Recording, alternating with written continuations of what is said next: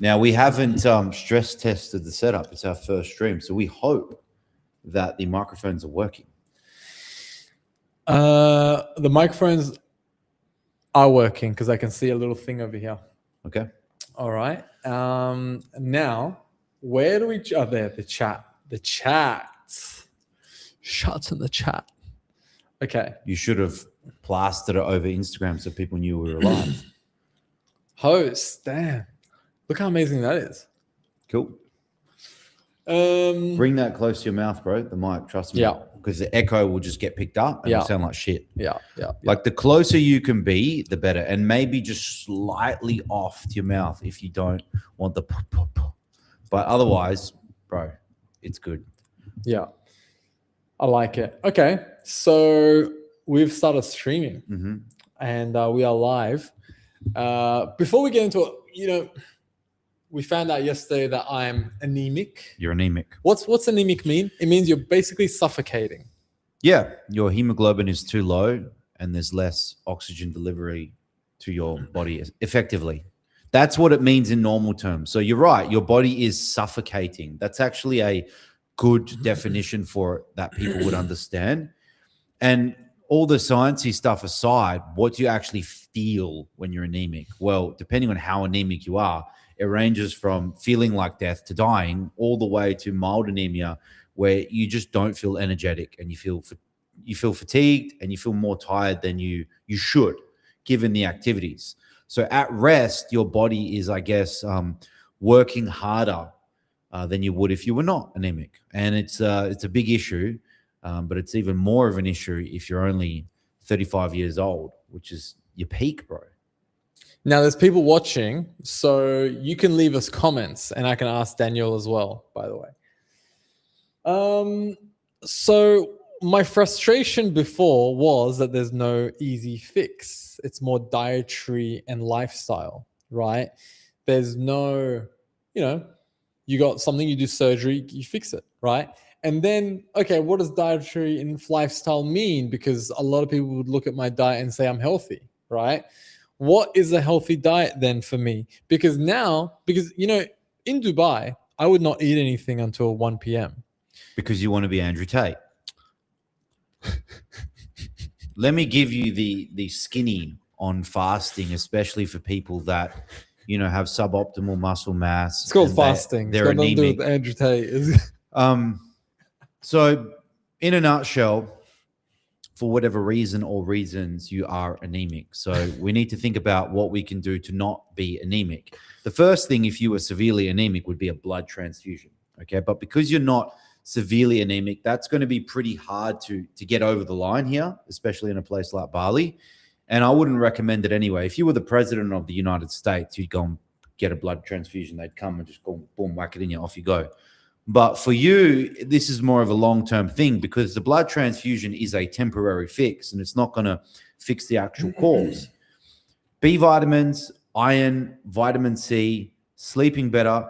Training, yes, will promote more hemoglobin, but not training too much too soon because it's going to go the other way. All right, that's a difficult one to balance, especially when you're already anemic. Adding more load to the week can make you even worse. But then doing nothing, especially when you're only mildly anemic, is also bad, right? So it's a fickle bitch when it comes to exercise.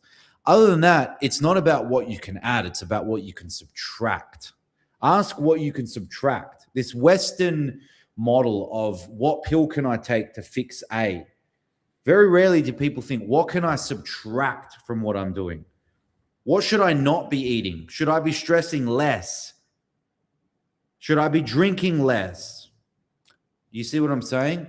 Everything's an opportunity cost. Every bite you put in your mouth is a bite you could not have put of something that supports your hemoglobin count. And for you, when I look at your diet, it's not bad. It's just your caloric intake is so low that you need to be pretty much on the money every calorie that you put in your mouth. I mean, you're not a heavy guy. How much do you weigh?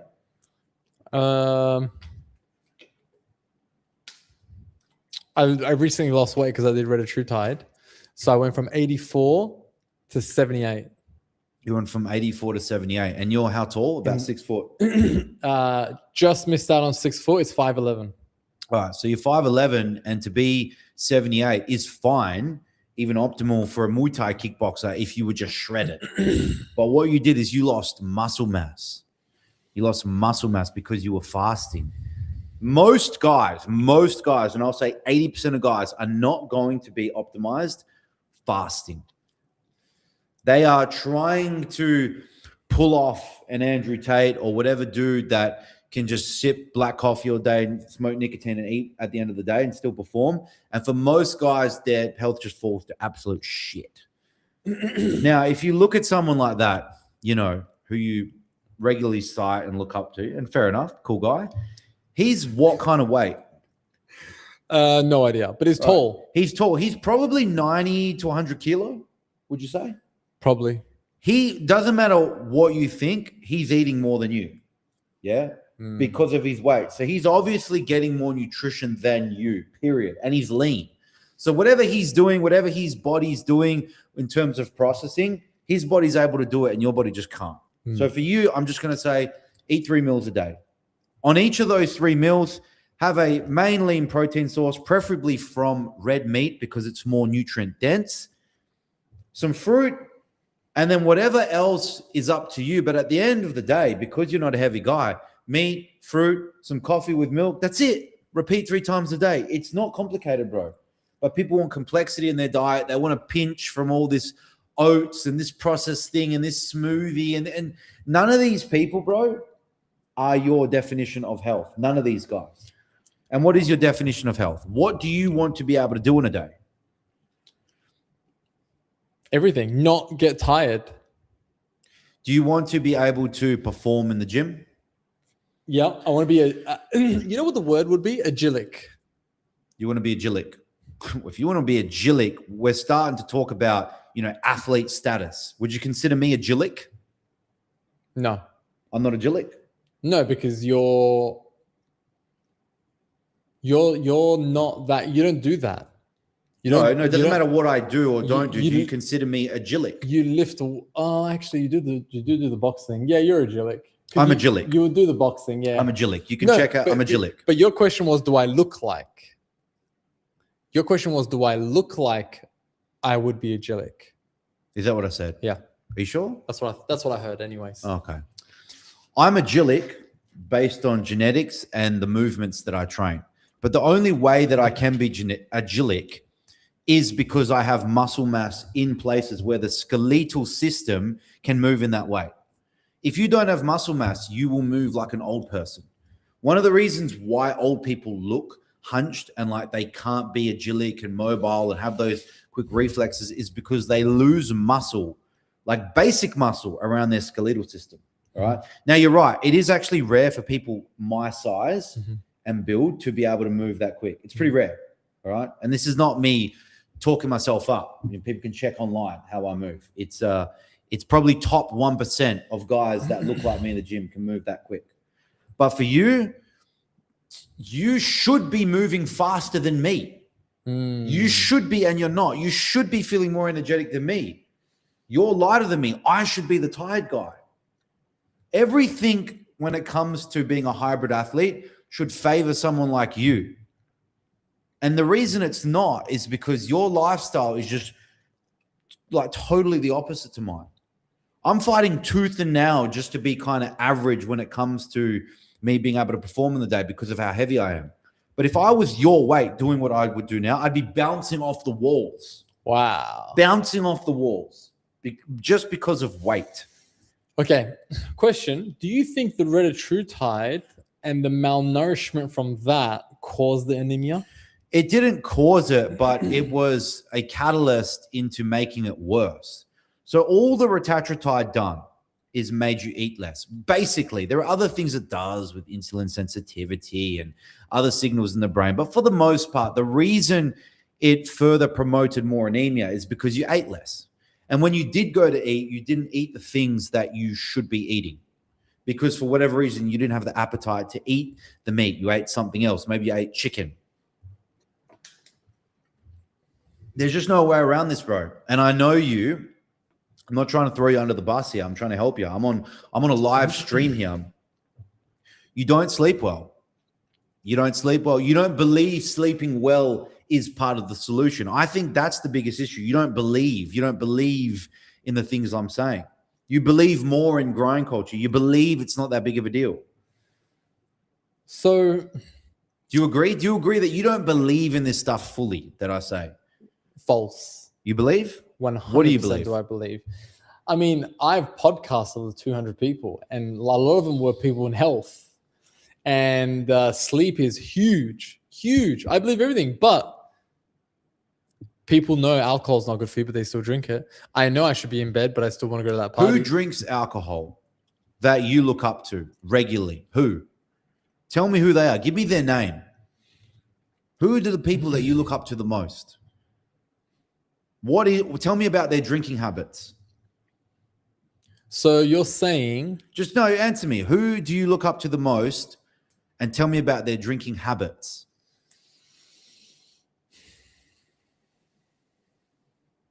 Or lack thereof. Who do I look up to the most? Top 5. Are they regular drinkers? No. There you go. The people you look up to the most, do they have their own hacks, personal hacks when it comes to health? Mm-hmm. Is there anything that they do that they believe in strongly? Mm-hmm. They have 4 or 5 things. Of those people, those 5 or 10 people you look up to the most, how many of them will comment on sleep and say, yeah, it's important to focus on that? Very important. All of them? Yeah, of course. Yeah, we just got our first comment, by the way. Okay, what'd they say? It's just a W. Just W.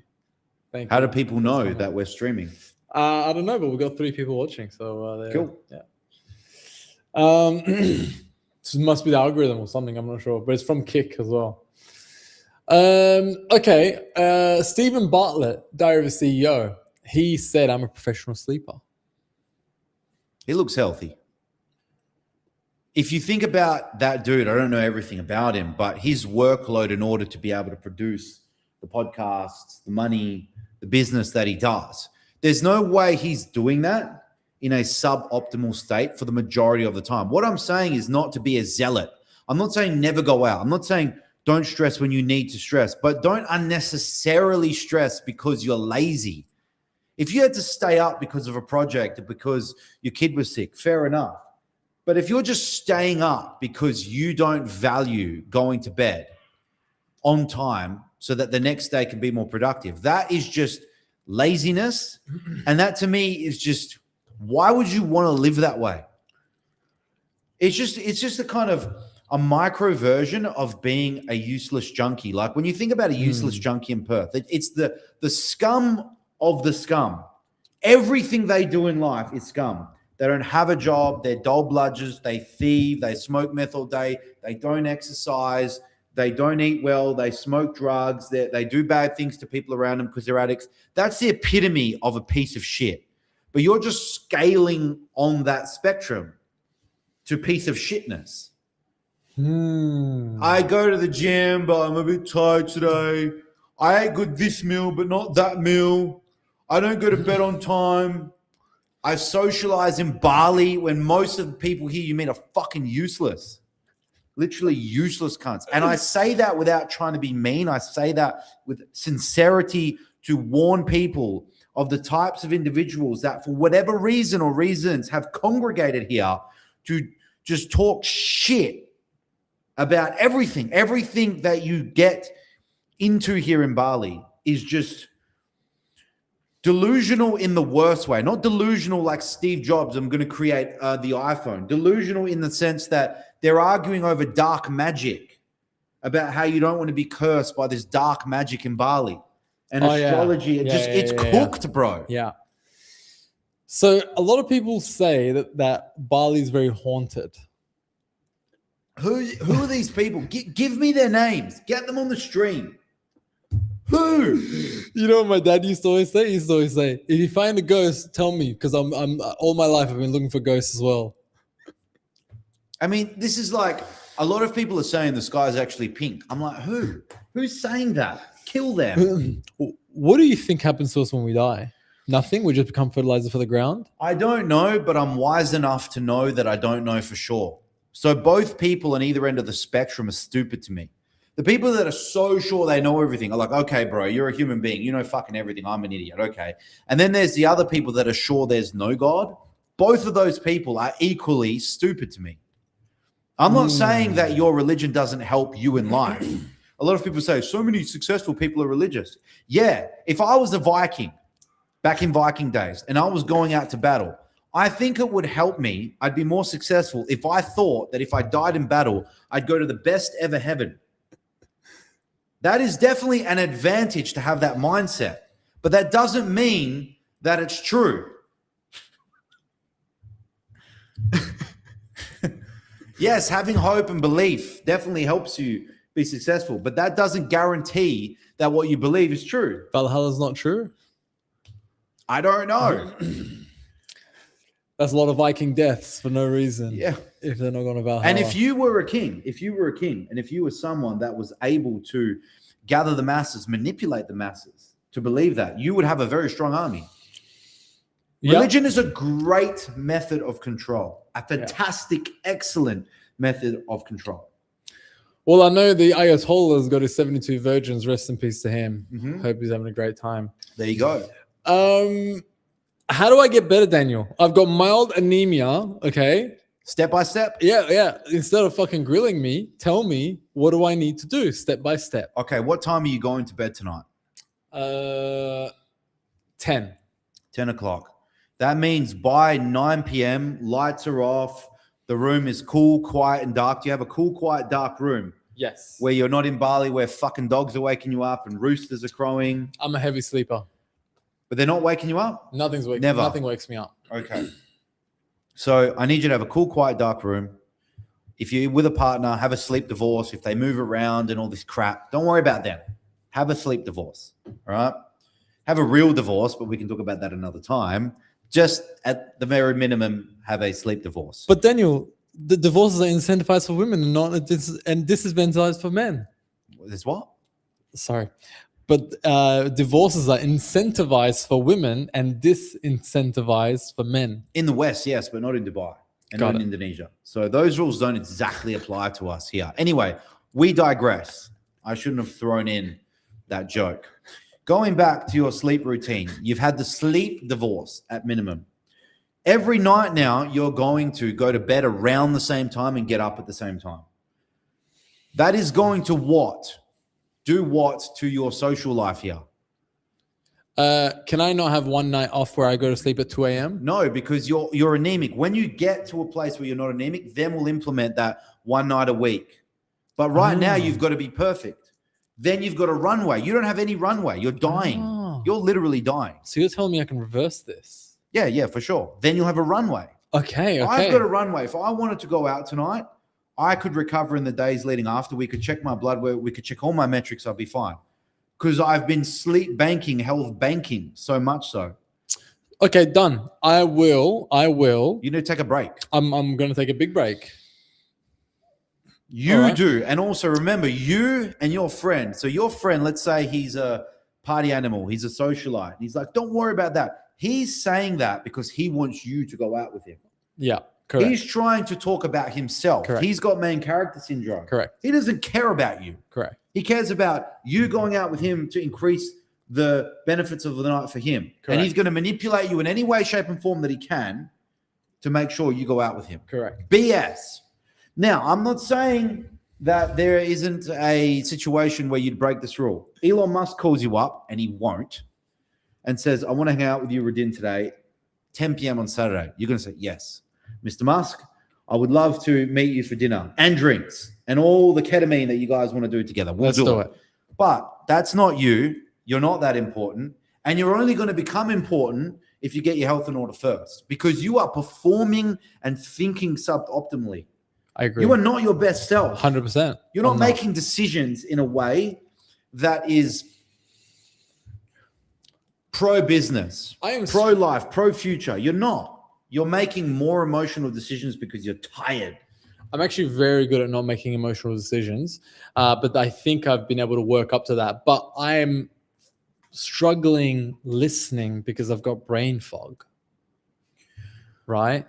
So that is something. And then as a podcaster, I've noticed that where I'm like, you really need to start focusing on every word. So, okay. So, okay. What if I say I'm not going to sleep at 10, I'm going to sleep at 12? Can I sleep at 12 every night? No worries. As long as it's every night and you know that this is the right bedtime for you. So after time, you'll figure out what that time frame is depending on your archetype. So for me, it's between 9 to 10:30 p.m. But after 10:30, I'm going to have a shorter sleep.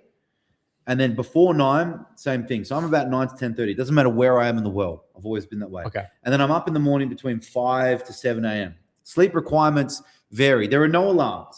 Yes, but sometimes you have like bad sleeps and good sleeps. Sometimes you message me going, what's going on? Occasionally. I don't remember the last time I messaged you that. Occasionally.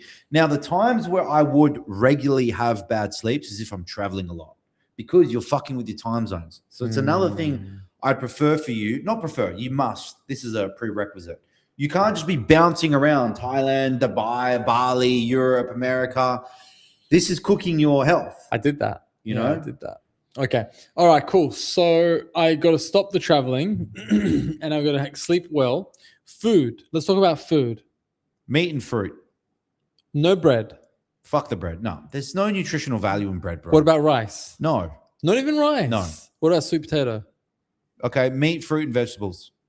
I am concerned though with you with vegetables because you're very like feminine when with your appetite that the vegetables will have too little calories that you won't be able to get the calories in. That's why I said meat and fruit because I'm concerned of your caloric intake. For someone like me, vegetables would be a good idea because I have a big appetite. So you're telling me to eat a lot? I want you to eat more. I'm not telling you to eat a lot. I'm not telling you to be 100 kilos like me. Okay. Just because you have no idea what it takes in a day for me to feel normal at 102 kilos. Okay. What about exercise? I want you to do 3 times a week, zone 2 cardio for 30 minutes. What's zone 2 mean? You're on the treadmill or you're doing some sort of sport modality where you can just hold a conversation. That's the talk test. It's uncomfortable, but bro, yeah, on the weekend, that's zone 2. Then so, 1 time a week. Yeah. So no running. You can run, but most people are not in zone 2 when they run. Got it. They're in zone 3, 4, 5. Fast walking. Fast walking. Like the walking that you do on the treadmill. Exactly like for me. That's zone 2. I can't run and be in zone 2. I'm too heavy. You go zone 3, 4, 5. Got it. Then 1 time a week, I want it to be high intensity. Whatever it is you do, tennis. You like paddle, don't you? You can't say I like it. I get invited and I go and play. Go play a game of paddle.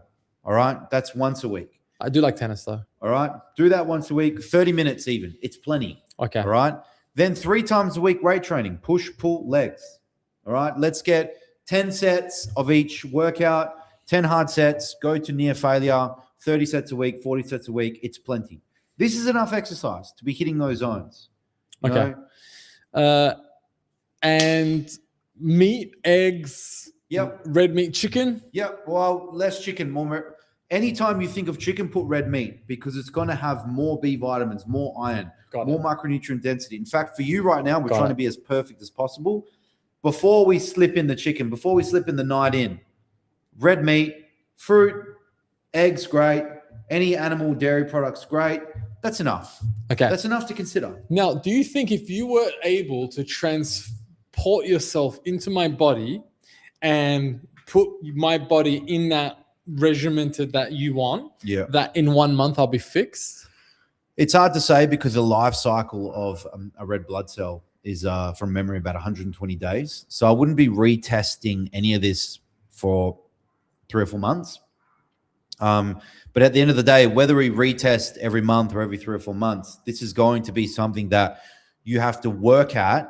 And then whatever you were doing before, that life is over. So maybe we throw in the night, maybe we throw in this chicken, but there's going to be a realization today that this is not a temporary thing. Whatever you were doing before is dead. Noted. I had to come to that realization. I used to drink all the time. You know me. How often would I drink? A lot. Just constantly. 4 times a week? Yeah, like 3. It didn't matter whether it was 1, 3, 4. Whenever there was a night out, I was drinking. And binge too. Wow. We're Australian. We just call it drinking. Yeah, I know. There's binge drinking. So for me, I was poised with 2 questions. I had guys that are like, yeah, I don't drink that much anymore. But then I'd look at their life and I'd think, it's still shit. How about instead of I'm not drinking tonight, bro, I don't drink.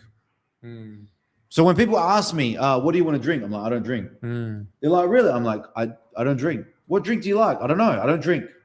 You identify as a non-drinker. And the reason I identified as a non-drinker is because it was one drug that any amount of would completely ruin the month.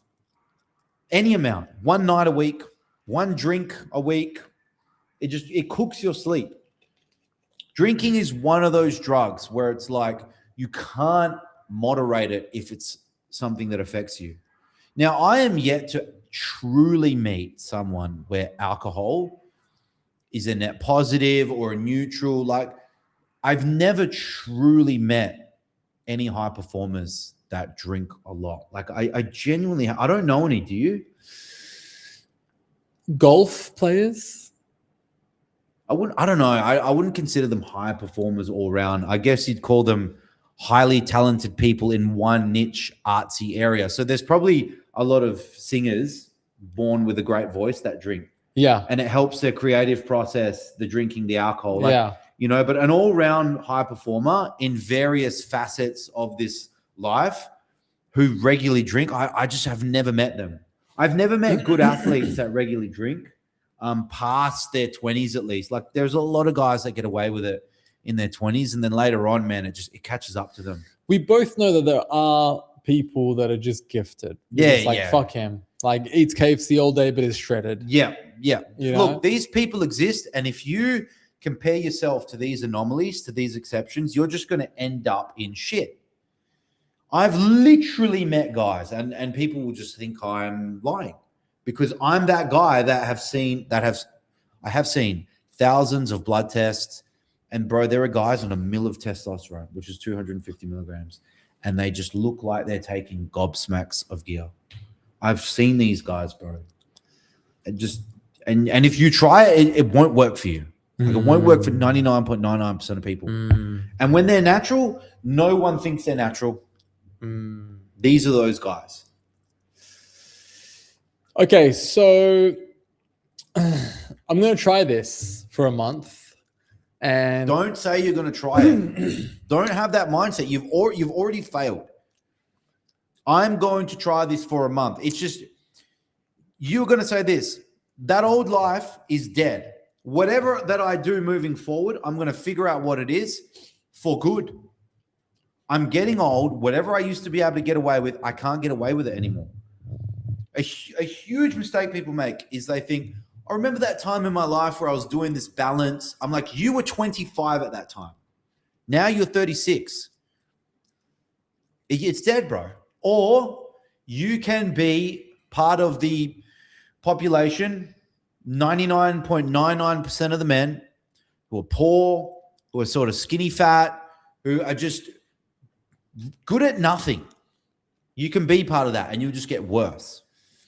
You'll just get worse. So I didn't say that correctly, by the way. No, I'm gonna make this change in my life because I need to, because I don't feel good. I can't think in meetings. I can't anything. I just sit there and I've got brain fog.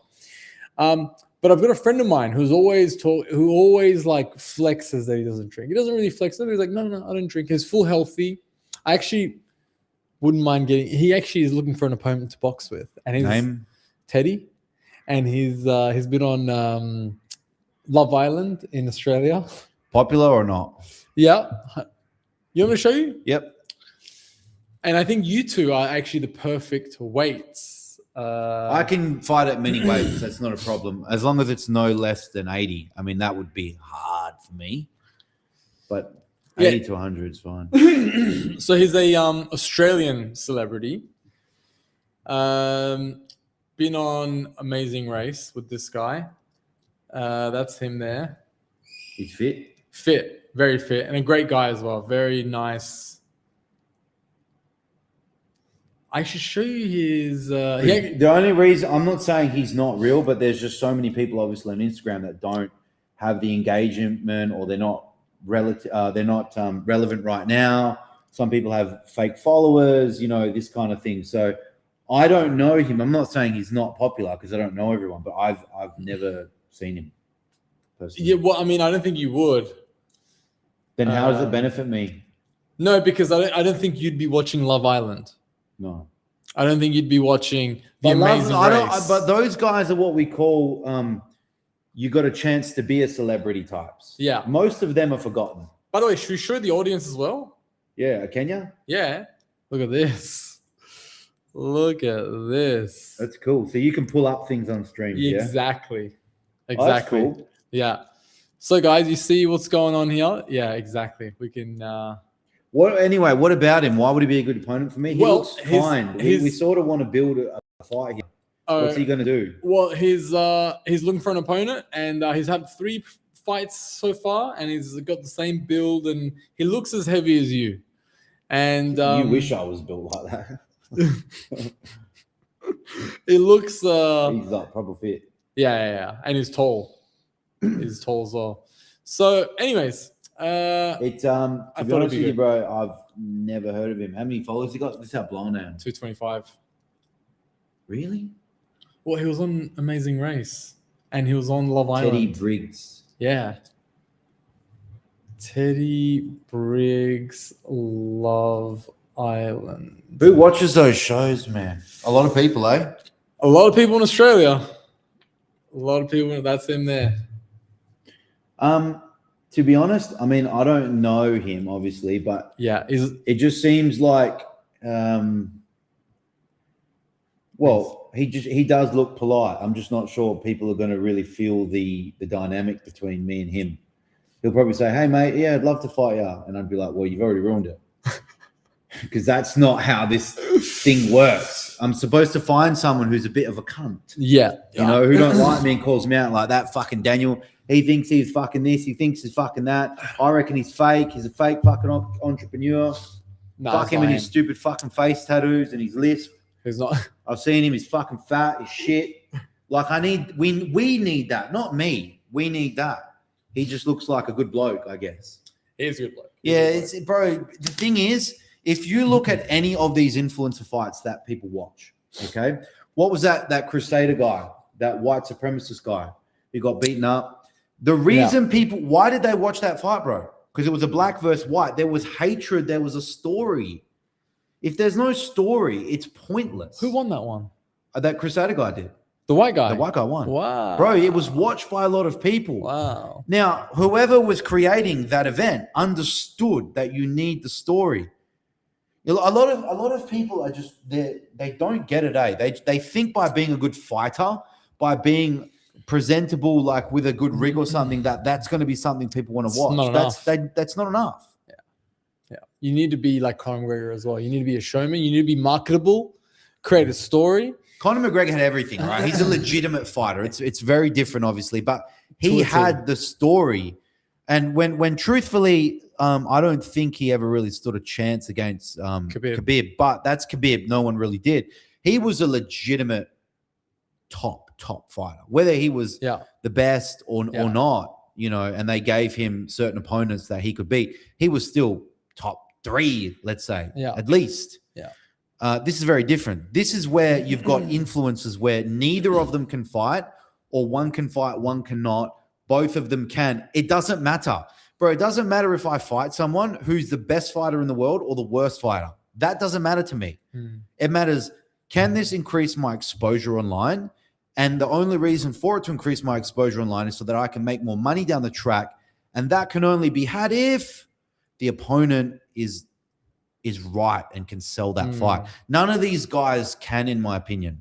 The guys that go on reality TV shows that only got popular as a means of mainstream media making them such. So if these guys did not get on whatever TV show it was, would they have been popular? No. If these guys did not have a good body, would they have been popular? And if the answer is no, and I'm not sure it is or isn't, maybe this guy is very charismatic or whatever have you, that means that they're basically models. Yes. Yes. And that to me is someone that is unlikely going to be able to sell the fight. So give me someone that has got a bit of a personality. It would be a great fight. Okay, it would be a great fight. It's not. He's it's not in gonna be the Bali, so money. he can Yeah. just come down and we can fight. Do you know what I Oh, mean? Like we train. Oh, so, for real? He would love that. yeah, we can just do that anyway He- because that's what we do here. He spars every day, Yeah. and all my friends have black eyes, and they all laugh about it because no one can fight him. And he's like, I don't really have an opponent here. Bro, he did not. Don't this Bro, poor, I'm gonna this bring poor this poor Teddy guy. I'm gonna bring him. He did not say this to Radin. Teddy did not say this to Radin. We have Soma here where there are professional fighters. We don't stand a chance against them. He doesn't stand a chance against them. All right. No, none of us influencers do. Let's not disrespect the real fighters here. Soma has world-class athletes. I'm trying to build the fight. All right. Ben Willis is there. No, don't disrespect them. My coaches are from there. There is an enormous difference between an influencer who's got a bit of shtick to these professionals. Yeah, look, he's not a very social person. That's the thing. But I'm going to connect you guys. So you don't guys can say spar, no one in Bali I'm can telling beat you, up an influencer. I mean, he doesn't really know anyone. He doesn't really. But he mingle. didn't say that. But I'm going to connect I'm you guys. standing up for the Well, guy. no, He didn't say I'm that. telling you, in his circle, he has no one. He's beating up people His that he circle. shouldn't be beating Who's up. in his circle? Okay, so you guys are going to fight. Anyways, Teddy. Bring him down to Spa. I would love to, and yeah, I will. How about I bring him tomorrow? You want to bring him here, or you want to go somewhere? We never go anywhere. We stay here. All right. Why don't we go anywhere here Oh in Bali? wow, Daniel Pekic inviting somebody to his house. We have people come over. He invites nobody to his house. But he better be a cool lad. Great guy. Okay. You'll really Take your word like for him. it. Yeah, you'll really like him. Like if you had a daughter, you would give him to the daughter. Like you'd say, marry him. Oh, bro, he is great guy. Great guy. There's some guys I'll be like, this guy's never, Anyways. My daughter's not marrying anyone that's been on Love Island, mate. W's in the chat. You know how they always All put right. W's in the chat? Don't talk about my daughter like that. I didn't Understand even know you had a daughter.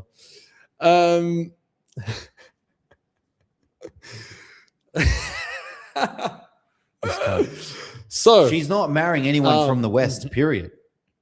She won't. I can tell. I can already tell at a young age with her genes the sort of man that she will marry. I can already tell. It's who? It's not going to be someone that is on social media, period. But you said the West. Especially from the West, yeah. So like an Italian, Croatian, Slavic, preferably. Slavic. Her first language is not English anyway, bro. So Yeah, true. it's already going in that direction. Yeah. I don't want her to marry anyone like me. And either. she's got Slavic energy too. Yes. You know what I mean? She's Yeah. like, get away from me. Yeah. I if she ends up with someone who has lived the life I did and has face tattoos, I'm gonna be thinking, what the fuck? What the fuck? Yeah. I don't want that. I don't want her to recreate the life we've lived. I want better for her. But her dad has face tattoos. Yeah, and I would remove them right now with a button if I could. The only reason I don't is because the scarring might end up worse than the face tattoos, and it gets involved with my hairline. So my beard would have to come off. Okay, but it's not about you right now. My dad has face tattoos, so what's the point? I want something like my dad, and he has face tattoos. Then what are you gonna say? I'll say no. I mean, she can make the decisions for herself, but I prefer she doesn't. I mean, what if she ends up a lesbian? I prefer she doesn't. What if she ends up a lesbian? Would you rather have a gay son or a thought daughter? Fuck. That's a tough one, eh? Gay son. 100%. 100%. Has to be gay son. Actually, I don't even know why I paused. You know why? Because you can hide a gay son. Nah, just like A thought daughter is on the streets. A thought daughter is just it's far more problematic. Yeah, it's far more problematic. But you can hide a gay son as well. You're like, all right, whatever. Do what you want to do. Let's say they're both very public about it. Nah, man, having a thought daughter is worse for sure. Like Bonnie Blue. Bonnie Blue's your daughter. Well, no, man, definitely gay son for sure. Okay. The thing is, I don't have sons that are of age, so I don't know how to relate. But because I have daughters, and I obviously see in Bali what they're like to buy. I mean, bro, Bali and Dubai, come on. Yeah. I mean, virtually any girl Yeah. that is fertile looking Yeah. who's here alone. Yeah. I mean, Yeah. there's a greater than 50% chance she's some form of Yeah. webcam girl or in that industry in some form of fashion. Yeah. You know? Okay, back to what I was saying. Teddy doesn't drink alcohol. He doesn't drink alcohol at all. He's very healthy, bed on time, everything. But I just realized that there's a supplement company. He's into fitness, so yeah. There's Yeah. heaps of people here, heaps of fitness guys that don't drink alcohol, bro. Yeah. But he's got this supplement company that gives him mushrooms that come in a capsule. But it's like, you know, it's from a pharmacy. It's not magic mushrooms.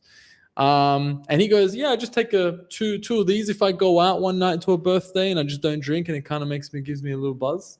What about this? What do you think about this? Can I do this and not drink? If I have to go out somewhere, because I am socially. What's in it? I can't read because I'm fucking blind. All right. Bro, one says psilocybin, bro.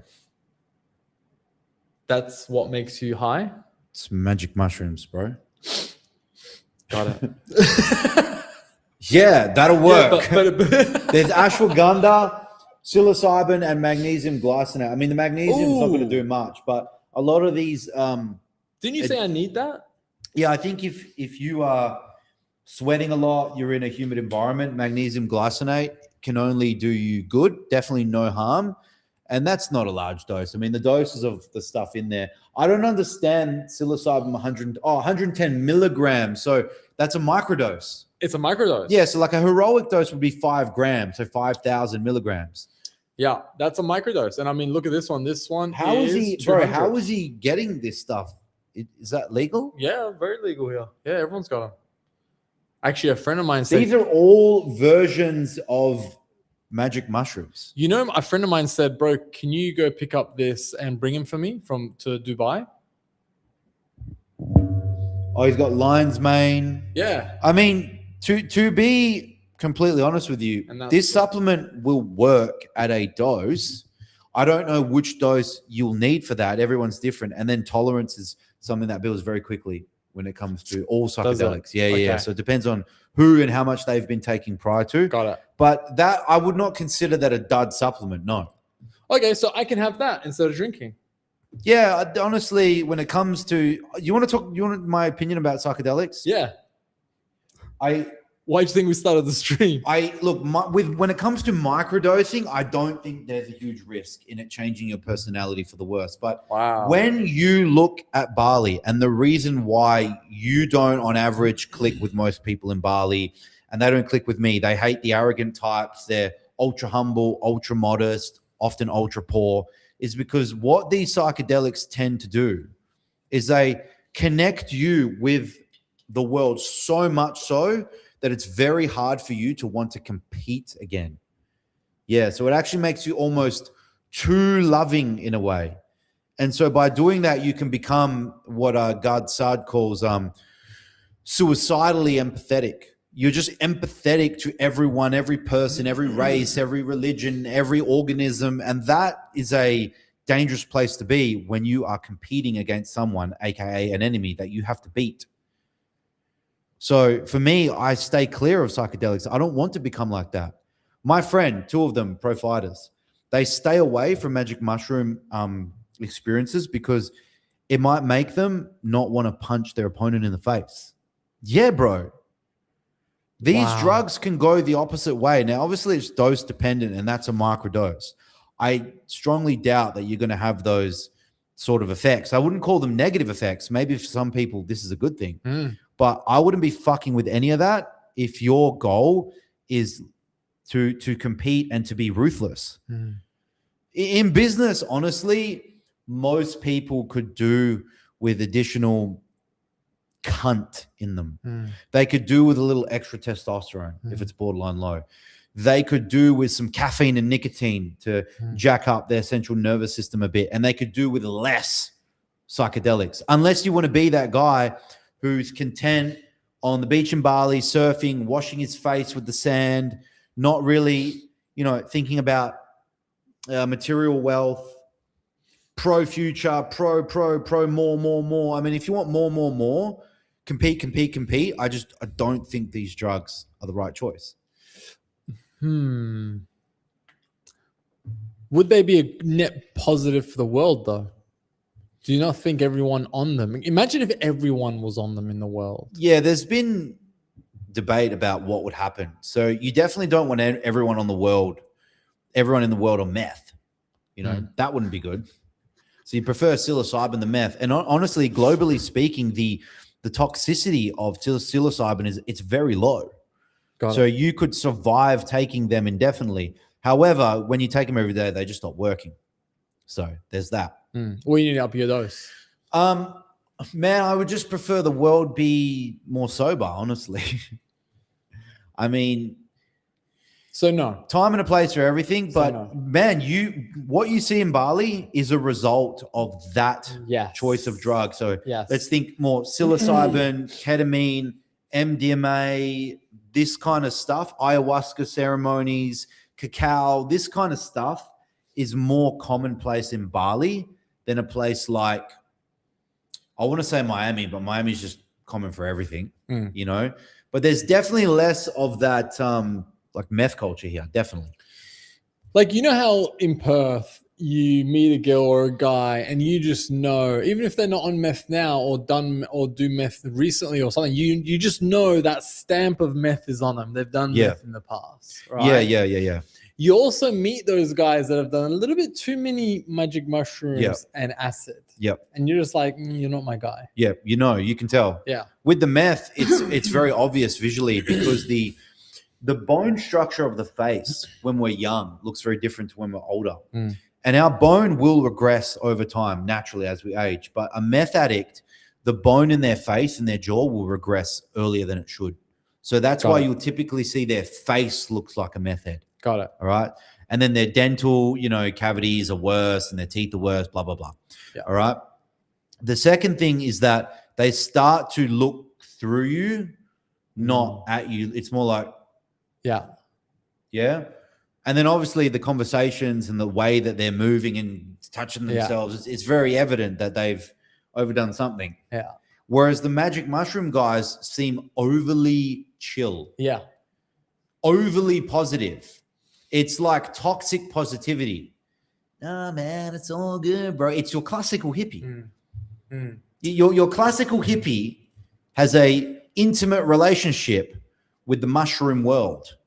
They have an intimate relationship with a consciousness that I have never seen. I can only dream about what it must be like. And I think to myself, no, thank you. I'm good in this reality. The risk is not worth it for me. Thank you. I'm good. And the reason a lot of people get into drugs, period, is a form of escape or stimulation. The reason I would go out on alcohol and cocaine, it's stimulating.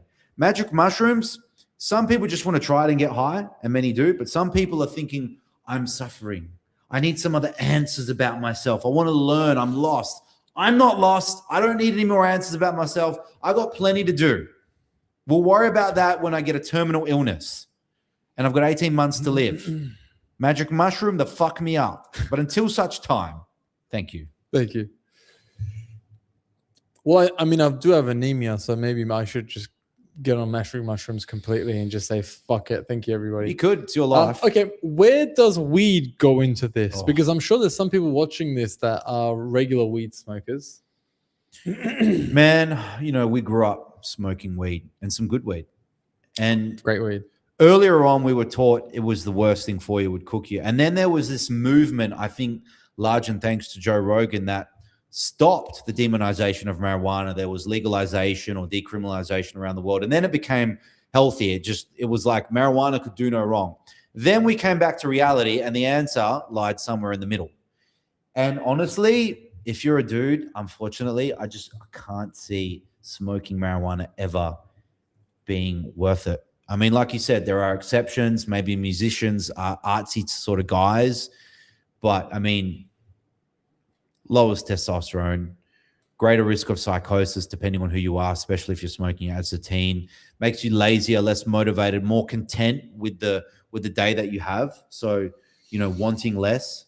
It's great for people that want to feel content and they never feel content. Like you will feel more content watching a TV show with your missus and having some Cheerios or Cheetos, whatever you want to call it.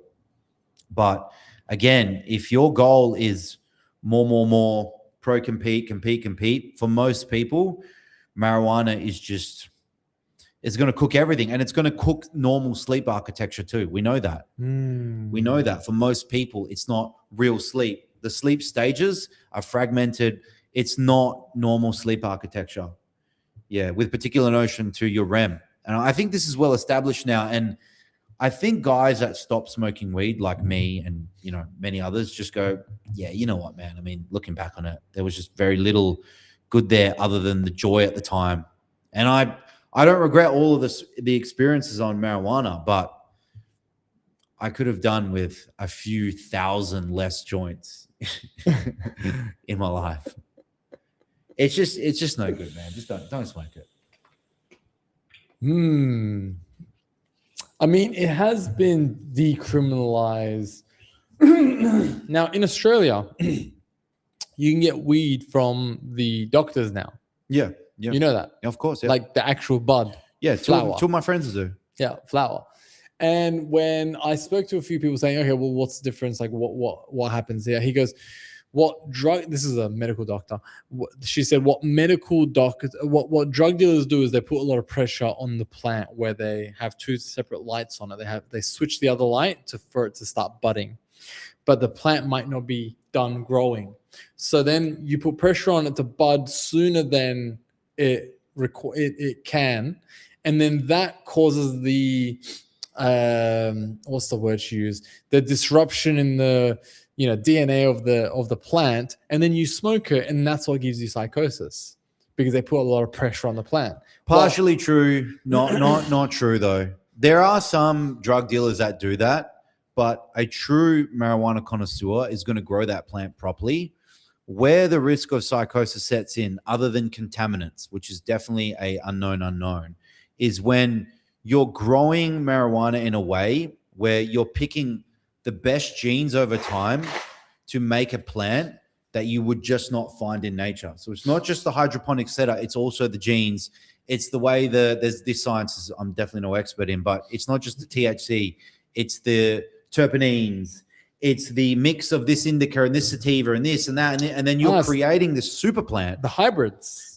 You're creating a super plant where when you concentrate that, especially if it's in an oil or in a bong and you put in the cheese on top, it just is simply too much THC that you would not normally have been able to smoke.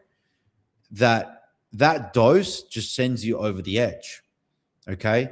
Whereas years ago, I don't think in nature, like the first marijuana plant, you could smoke enough in a session to be able to get that dose of THC and or other stuff that complement. And I guess it's just like you're concentrating it, bro. It's like sugar. Sugar in its natural form, in some kind of sour fruit, is going to be really hard for you to consume enough of it. But when you have tablespoons of sugar in a cookie or a milkshake and you can down it immediately without the fiber, that completely changes what happens physiologically just because of the dose. Got it. And that's all this really is. But yes, it's true. Some drug dealers take shortcuts. But, bro, when you're in Australia and you've got these connoisseurs, I mean, these guys really care about their plant. I had a guy in Sydney, bro. This guy, man, we've all had them. Yeah. You know? Tell me about your guy. Man, when he says, bro, I've got white, I don't want to say, let's call it white rhino. The weed was white. When he's got purple such and such, it's fucking purple. It's not like it's purple. I'm like, oh, you can sort of see the purple. I'm like, bro, the plant looks like a plum. It's purple, bro. It's crazy. Isn't that trippy? Man, I had this one. I never forget this because I didn't want to suffer from placebo or nocebo, meaning I wanted to smoke each individual strand, then report to him what I felt. All right. I smoked this one strand and I went down to Bay Vista Cafe in Parramatta. And I just felt myself like I was high, not stoned. Crack. Yeah, bro. Meth. Like not crack, just stimulated, social. I was out in the middle of Parramatta. Proper sativa. I don't remember what it was. It might have been another hybrid. And I never just get that from a sativa. It's not just like sativa does this, indica does this. It's far more complex. It's probably more team. But this particular strand, I said to him, bro, I can't sleep. Like my Wow. mind is going. It's like I feel like I'm sort of on a bicky. Wow. All right. And then he gives me the report of what this plant does, and it literally lists exactly what I was feeling. And I said, all right, tomorrow I'm going to do another random one. Same thing. The one that chilled me out. He had weed that was like when you went to Amsterdam, when they'd say, this will do this. Sometimes it's a little bit of an upsell. Like this is going to make me happy. Yeah. All weed makes you happy. All weed makes you happy. But it was that kind of dealer.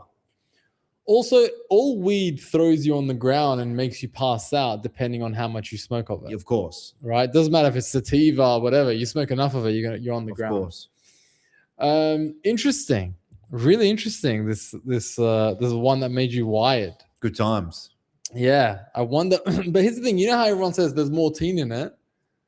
Apparently, you have to put in morphine to kill all the bugs that grow on the weed. I'm no expert. I can't comment. I just do know that they have gathered underground marijuana, tested it.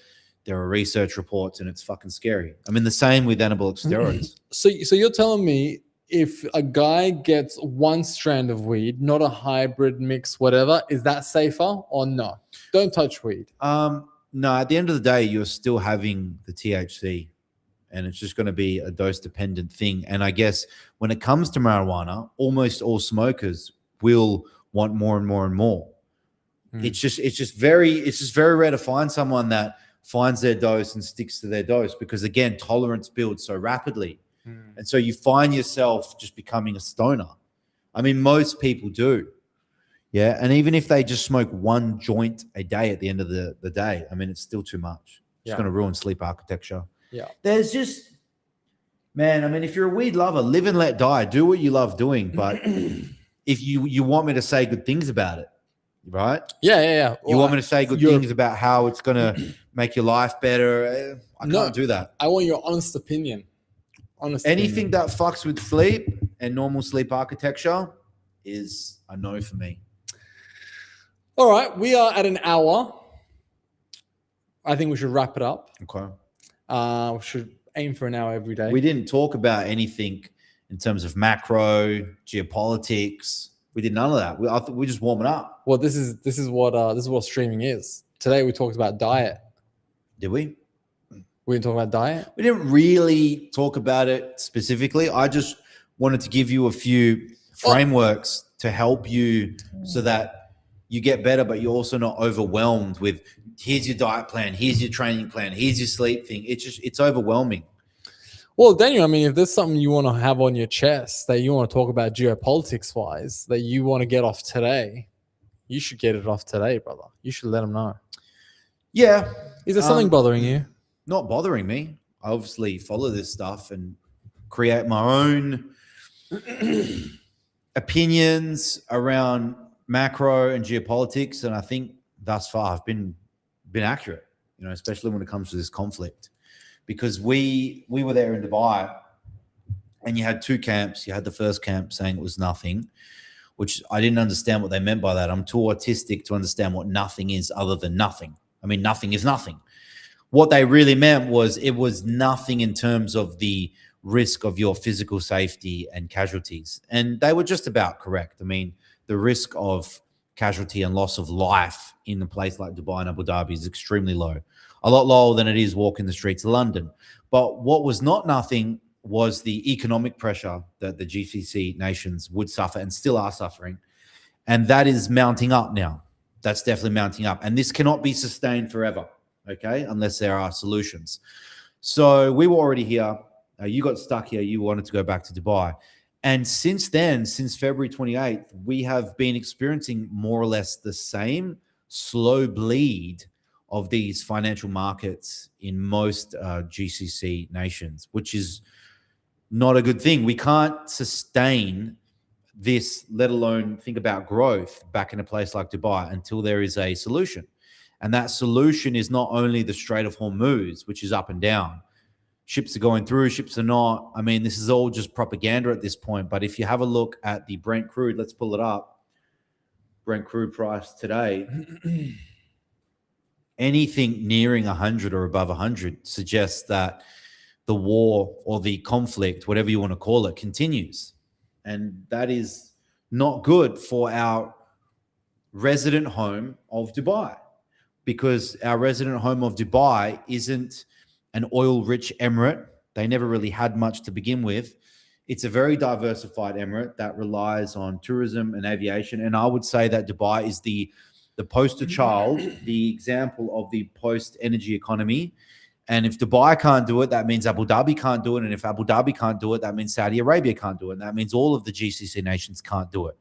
And so Dubai is something that I am looking at uniquely, because they are not thinking about, oh, well, we can get energy through the Red Sea with Saudi Arabia. We can still survive as a means of our energy, and we can make more money as a buffer because of this war.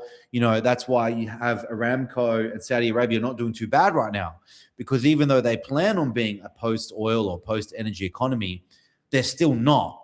They're planning on it. Whereas Dubai is a true post-oil diversified economy. I mean, they rely on aviation and tourism, as well as other sectors, real estate, services, and being a pro-tech hub. I mean, Dubai is your futuristic city. And the only way for a place like Dubai to survive is for people that have a lot of capital. They feel safe going there. They feel safe parking the capital there. And they can go there without a worry, without a worry of the airspace. And even if that was solved, they don't want discomfort.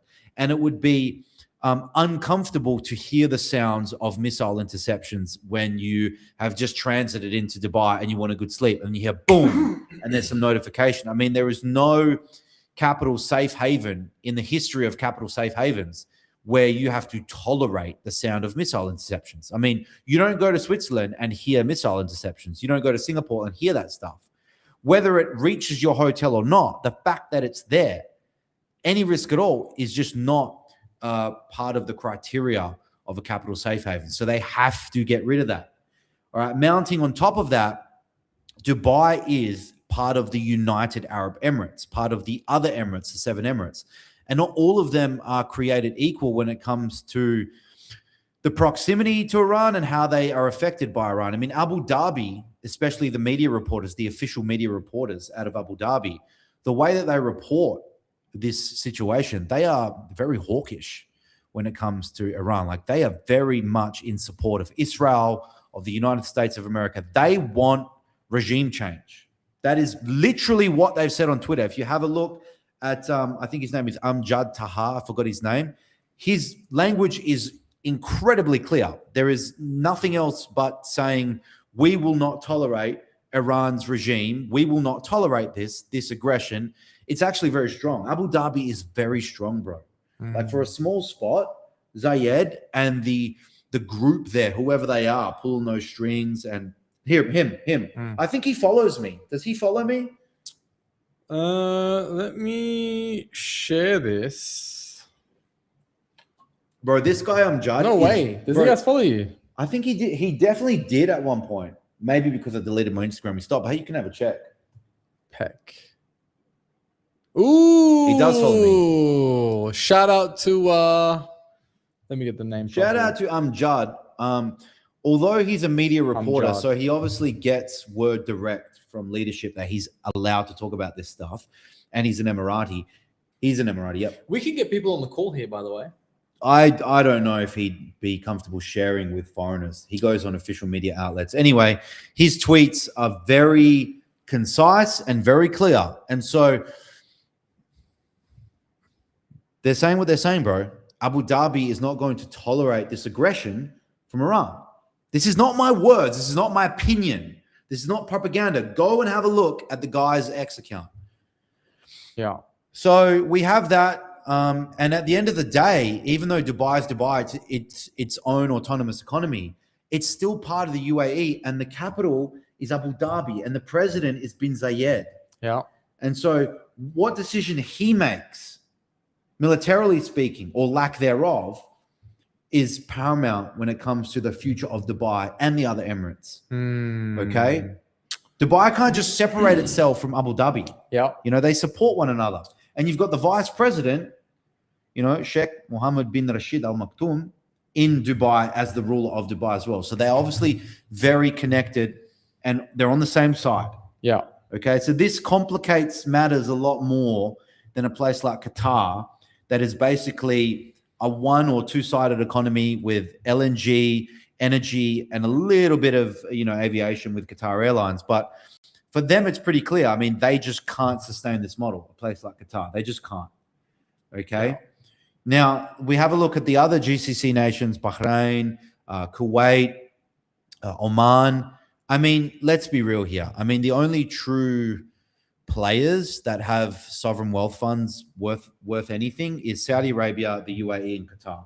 These are the people that are in bed with the US in a way that, I mean, both of them need one another. The others are not going to sustain themselves anyway. I mean, I think Bahrain is in debt, period. They suffer from Dutch disease. They never wanted to or didn't think about this post-energy economy, and they're reliant on whatever anyone else does. They don't, I mean, I'm not trying to disrespect Bahrain's leadership. I'm not. Two of my clients are actually from Bahrain, but they're not decision makers in all this. It's Saudi, and I would say then it's UAE or UAE and Saudi. I mean, it's really hard to say who the Capitan is here, but you're following closely what's coming out of Abu Dhabi and Saudi Arabia, bro. The captain of what? The GCC? Well, yeah, when it comes to GCC decisions, I would say it's, and I'll go out on a leg saying this, it's Bin Zayed and MBS who hold the most weight, Now, question, does Israel fall under the GCC? No, but there's the Abraham Accords with the United Arab Emirates, which is unique to the United Arab Emirates and no other GCC nations. Double check that no other GCC nations have anything like the Abraham Accords, which makes it even more complicated for the UAE than others, because that is an open declaration that the UAE supports Israel. And that is another reason why people like us actually go to Dubai, bro, because of its neutrality. You understand?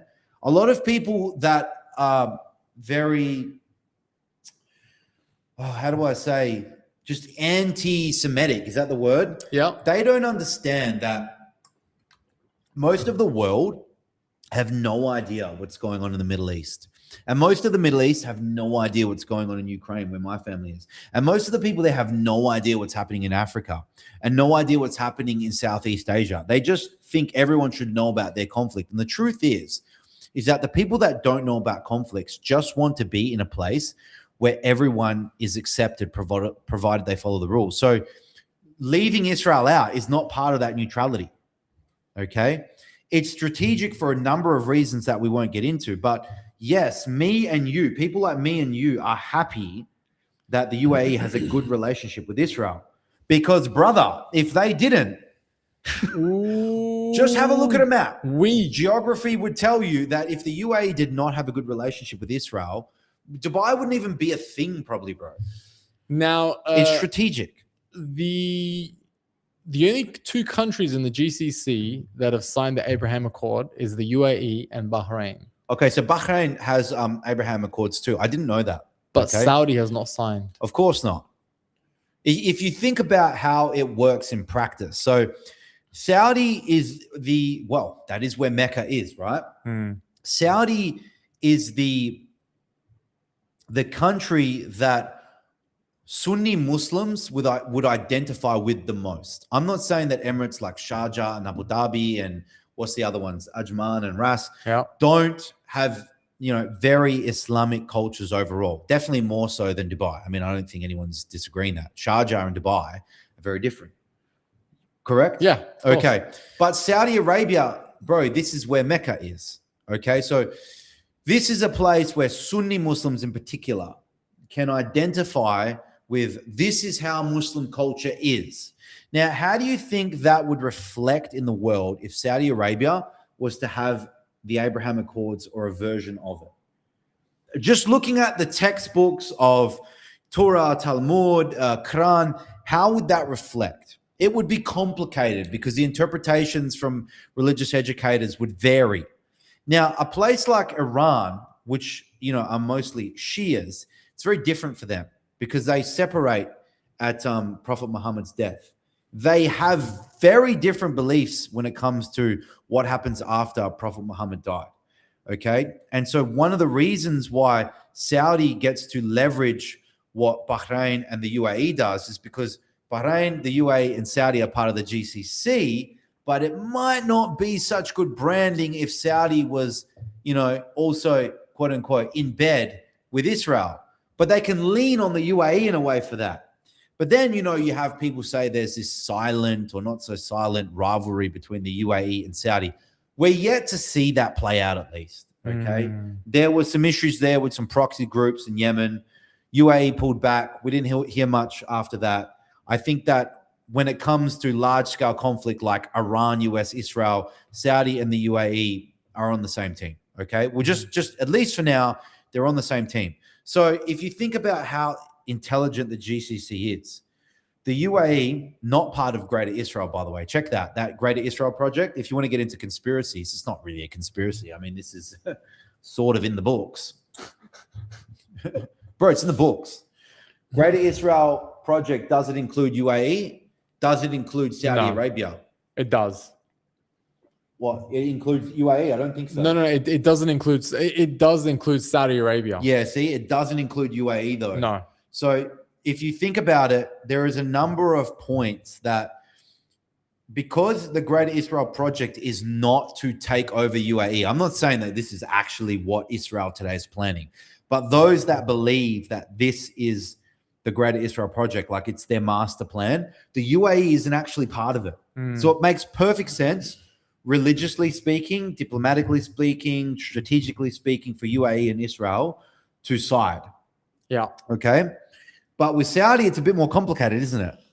You've got Mecca there. They've got half the land they want to take. Correct. So it's a bit more complicated. All right. You can't just say that it's not religious, and you can't just say everything's about the oil. You have to consider both angles here, because a lot of people are religious, especially over there in the Middle East. Yeah. Okay. But we also can't count out humans and how they're economically incentivized. Yeah. Don't just presume that every Sunni Muslim in the Middle East is following their book the way it should be. Okay, so that complicates things to the point where, all right, where are we now? Where are we? So if Saudi can just at least leave Israel there for the moment, provided they don't bomb them, and then you've got the UAE friends with Israel, the only issue in the Middle East right now, genuinely speaking, when it comes to major powers, is who? For the Middle East, for the GCC, for the Persian Gulf, who is the only issue for everyone that is at least getting along well enough? Iran. Okay? Iran is like a thorn in the side of the peaceful Muslim. And the reason I say peaceful Muslim, and I don't say the correct Muslim, is you can't tell a Shia Muslim, he's not a real Muslim. You can't tell him his way of life is the wrong way of life, and then the Sunni way of life is the right way of life. You can't do that because you're making interpretations like you're God. So I'll just say that the Sunnis on average, as it plays out right now, are more peaceful. You just can't say that overall speaking, an Emirati is less peaceful than someone in the IRGC. They are absolutely more pro-violence in the IRGC than an Emirati is. An Israeli is absolutely more pro-violence than an Emirati. The Israeli army is 100% objectively a ruthless army. I'm not talking about right or wrong here. I'm just saying about bombs being fired and people getting killed. Not even Israel themselves would consider themselves peaceful. Strong, yes. Strategic, yes. Wanting peace for their own people, yes. Loving their own people, yes. But peaceful, no. Okay? So Iran is the issue. And if you're not in the Middle East or you're not talking to people from the Middle East, what you don't understand is you just think it's all Muslims fighting Muslims. But the Sunnis do not like that their brand of this peaceful version of Islam is tarnished by people in the IRGC and the Basij and the proxies. Because if all of that was gone, imagine all of it was gone. Like the proxies weren't a thing. ISIS wasn't a thing. Where was that? Syria. All of these, quote unquote terrorist groups, because I think some are, some probably aren't. They just get called terrorist groups. Let's call them fighters of their cause. If they weren't a thing, no one would consider Muslims as these what do you call them, shahids or suicide bomb. No one would consider them like that because it's just not the way that Emiratis live. What are Emiratis like, bro? Harmonious, welcoming, Harmonious. hospitable, welcoming, clean, tax-free. I mean, the Emiratis are in my top 5 people in the world, but not all Arabs. I really think you're doing a disservice saying we're Arabs. If you do that, I know you're proud to be an Arab, but if you're an Emirati and you want to be bucketed in the same bucket as all the Arabs, this to me is a disservice to your brand. I would absolutely be saying I'm an Emirati because not all Arabs behave the same on average. They just don't, bro. Like a lot of Arabs are just far more hot-headed. You know, their egos, bro, it's through the roof. So, I mean, there's only these options. We come to this conclusion now. So, okay, Daniel, what's going to happen? What happens if that doesn't happen? Well, it's pretty simple. In order for Dubai to continue to grow at the same rate or faster, we need regime change, or we need the regime to change their mind. Because at current day, what the regime are demanding is what? No US or allies, air bases, military, none of it in the GCC. You're not staying there if you want the Strait of Hormuz and the drones and the missiles to stop, period. They consider the GCC nations, especially the UAE, as complicit in this war by allowing the US to use whatever they've got there in terms of hardware and intelligence and all that. They've said it. Their media, their official media in Iran have said it. Don't worry about just being on Western media. Have a look at it all. This is not me making up propaganda. This is not misinformation. They've said it. So is Iran going to do that? What do you think? Is the UAE going to do that? Sorry. Is the UAE going to do that? I mean, everyone's always like, oh, you're Iranian. Like everyone's like looks at me. It's weird. I've never had that before. Everyone now looks at me going, you're Iranian, or like a little bit of a sympathy thing. And I'm always going around saying to them, did your country stand up to Israel? True. Honestly, I mean, it depends how you want to look at it. A lot of Iranians right now are proud. They might not be IRGC supporters, but I think, again, we're fucking Westies. I call them Westies now. You know, wokies, Westies. It's my thing. I just call them Westies. I get it. It's kind of my brand thing. Anyway. Do you have water? Yeah, I got water. No, do you have more water? I should get you some. But we'd have to leave the stream. Okay. Then, 10 minutes. Yeah, 10 minutes. Okay, go. You'll survive. I will survive. Westies think that if an Iranian or a Persian or anyone in Iran, because you got what? Turks, Kurds, Azerbaijanis, others, Baha'is, they think that because they're anti-IRGC that they'll be pro-Trump. But many of them are pro-neither. Yeah? Yeah. They're not pro-American. It's not like all of a sudden they love Trump. The Western media has found a few videos of these secular kids in Iran who are not fighting-aged men, oftentimes, or fighting men, period, even if they are fighting-aged men, that go to the streets. They're, the pro-socialist types that are not going to influence anything when it comes to regime change in Iran. That is not the representation of 92 million people. There's about 92 million people in Iran, correct? 93, correct. So the notion that Trump is just going to send a few bombs and then the people in Iran are going to sort it out and just flip over the IRGC is just, it's an asinine suggestion. It's not going to happen. You know this. Your father knows this. The people that we have over there in Iran, they know this. Okay. So it's super complicated. But for now, to summarize, the UAE media there has just said, no, this continues until Iran backs down. And then Iran's going, we're not backing down. And then the US goes, well, we're not backing down. So what does this suggest? This suggests continuation of conflict. I don't know whether it escalates, de-escalates, but this is not good news for the brand of Dubai when it comes to people parking capital there in the medium term. Now, over the long term, if there are no other alternatives to Dubai, because there really isn't when it comes to this specific model, because you got to think about it. Is it still the cleanest of the dirty shirts? What's the alternative to Dubai? Paraguay? You know, no, because it's fucking Paraguay. We can talk about why Paraguay is not an alternative. Exactly. All right. For some people, it may be the brokies, but Paraguay is not Dubai. There's no infrastructure. Man, Paraguay is just, it's not even in the conversation. Yeah. Zero tax residency, sure, but it's not, you know? So none. Even Singapore, I mean, Singapore is not a tax haven. They get this confused when it comes to getting banked in Singapore and getting your residency and building your business in Singapore. It's not a tax haven like Dubai. Overall speaking, the geography of Dubai is such that it's in the functional center of planet Earth. Singapore is not. Singapore is good if you're an Asian, but if you're in Miami and you want one flight and you only want one flight in your private jet, boom, Dubai. You can't replicate Dubai, not even Saudi Arabia, because Riyadh's airport is just off. It's you can't replicate Dubai. You just have to think, is the alternative still worth going to?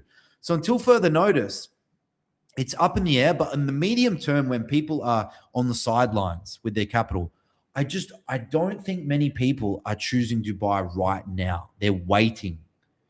They're waiting, bro. They're waiting. A lot of people are waiting in general. Why do you think people go to T-bills? They're not in US dollars or, you know, money market funds or any US dollar equivalent because they think the US dollar is a good investment. They know it's debasing. They're in it because they're getting paid to wait. Then they'll deploy capital into US equities or Bitcoin. And I just think people are waiting right now. It's too uncertain. Okay? You know the concept too big to fail? Yes. That's Dubai. Dubai is too big to fail now at this stage, I feel. I don't want to salt Dubai right now by saying it's not too big to fail. No empire is too big to fail, all right? But it would be very difficult to envision a time where all of those people living there, all of those beautiful homes, all of the infrastructure, all the pro-tech stuff is just abandoned. It would be very hard to envision a time where Dubai would truly be done. But that said, I can envision a period of time where a reduced version of Dubai is the new normal. I can absolutely envision that time. In fact, we have friends over there, and truthfully speaking, that revised new normal in Dubai is now. There is just less traffic on the streets. I mean, unless all of my friends are lying to me, there is just less people there. Some people have left. Some people haven't, some people have. And those people that have left would not have left if not for the conflict. So it is causal. The conflict is causal for those people leaving Dubai. But there hasn't been any bombs in a few days. But now. that is irrelevant. What's relevant is the outcome. Do people think it will get worse? And if they left and they parked their capital elsewhere, that's the outcome. You understand?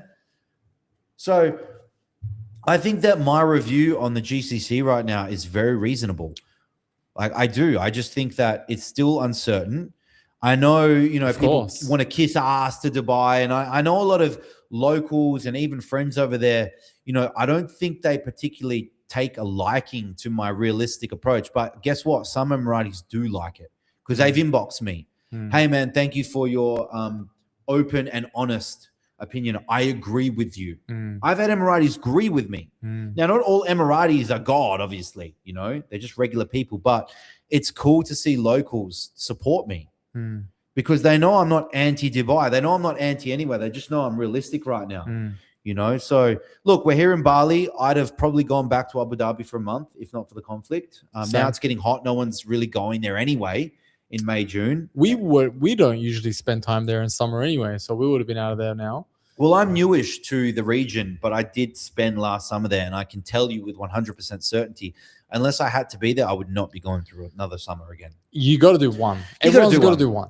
Everyone's got to do one. Do one. Everyone. Yeah. You got to do one. You got to get initiated in Dubai, and you have to do one. You can't say, oh, I'm a Dubai resident and only experience the winter. Yeah. You do one summer, and it's real fucking hot. Well, yep.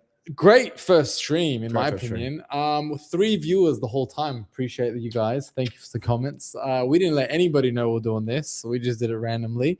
So tomorrow, we'll let you guys know. We'll do a little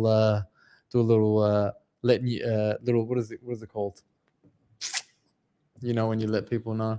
Yeah, you know what I'm talking about. I would like the So- downloaded version of this so I can clip up that GCC/region update and post it directly to YouTube. We already have clippers, so they'll do it for you and I'll send it to you. Okay, All right. All right, everybody. See you tomorrow. cool. Cheers. Bye.